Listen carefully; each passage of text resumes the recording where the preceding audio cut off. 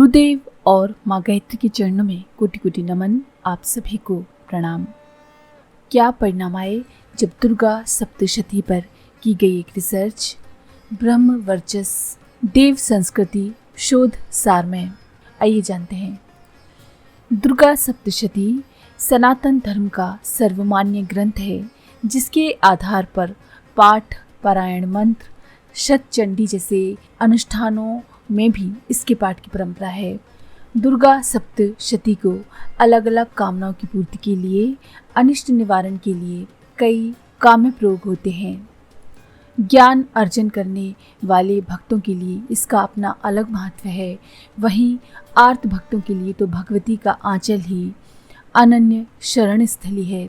इसके बावजूद आज दुर्गा सप्तशती पूजा पाठ की पोथी बनकर रह गई है। इसकी दार्शनिक पृष्ठभूमि, यौगिक विविधता एवं आध्यात्मिक महत्व को लेकर अधिकांश लोग अनभिज्ञ हैं। देव संस्कृति विश्वविद्यालय की शोधार्थी चारू शर्मा के द्वारा नवंबर 2008 में श्री दुर्गा सप्तशती से संबंधित एक शोध अध्ययन किया गया, जिसका विषय था श्री दुर्गा सप्तशती में योग के विविध आयाम एवं विवेचात्मक अध्ययन। ये अध्ययन विश्वविद्यालय के कुलाधिपति डॉक्टर प्रणव पंड्या के संरक्षण में एवं डॉक्टर ईश्वर भारद्वाज के सह निर्देशन में किया गया। इस रिसर्च को 7 अध्यायों में बांटा गया। प्रथम अध्याय में शक्ति उपासना की ऐतिहासिक पृष्ठभूमि बताई गई। द्वितीय अध्याय में श्री दुर्गा सप्तशती में ज्ञान योग को समझाया गया। तृतीय अध्याय में श्री दुर्गा सप्तशती में भक्ति योग।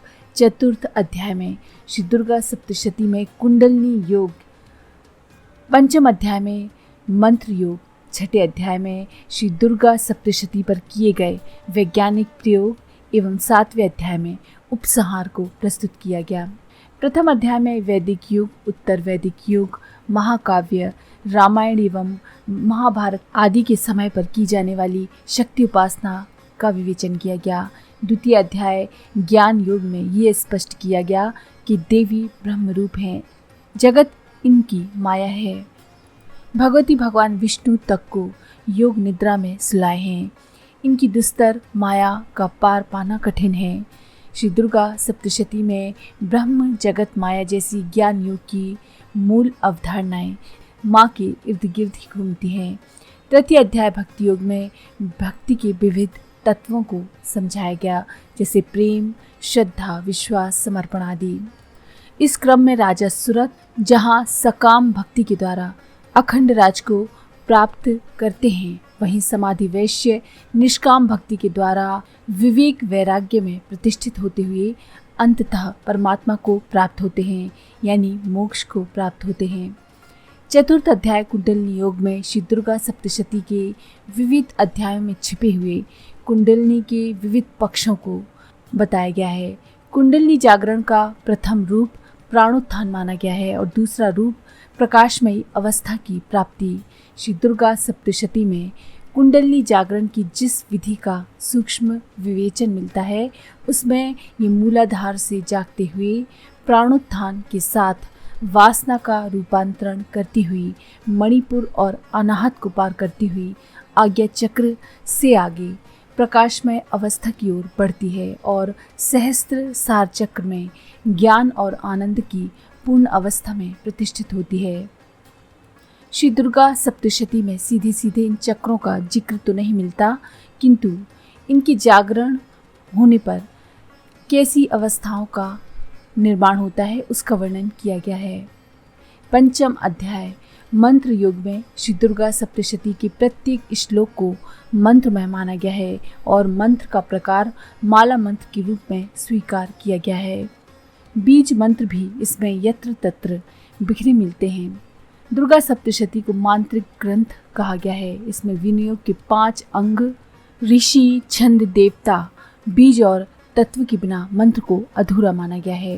इन 5 अंगों के प्रयोग से ही मंत्र शक्ति के सभी आयाम खुलते हैं।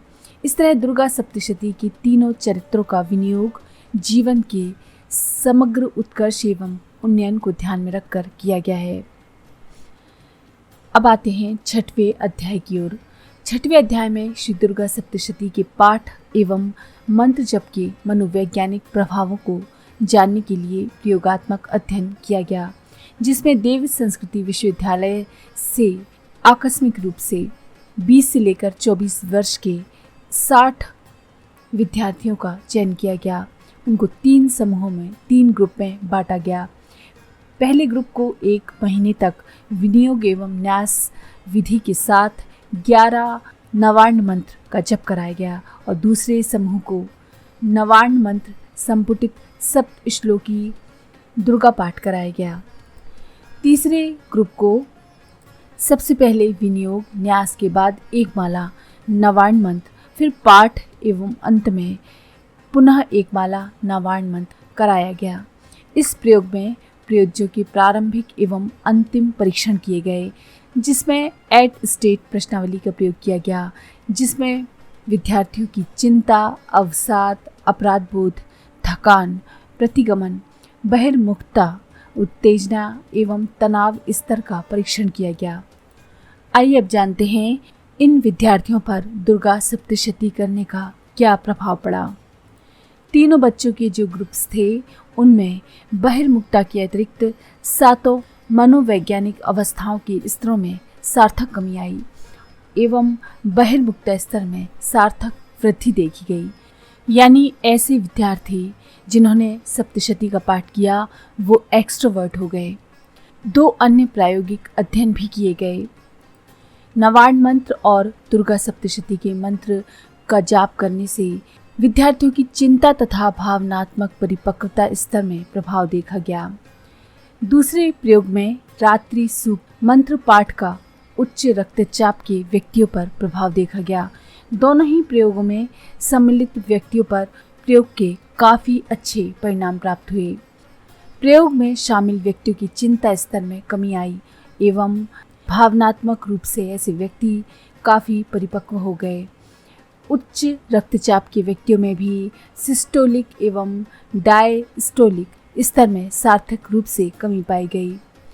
श्री दुर्गा सप्तशती के अंतर्गत किए गए इन प्रयोगों से ये सिद्ध होता है कि इस पुस्तिका में कई ऐसे रहस्य भरे पड़े हैं जिनसे जनसामान्य अनभिज्ञ है। यदि इसके महत्व को समझकर निष्काम भाव से देवी की आराधना की जाए तो व्यक्ति इसके अद्भुत परिणामों को स्वयं भी अनुभव कर सकते हैं।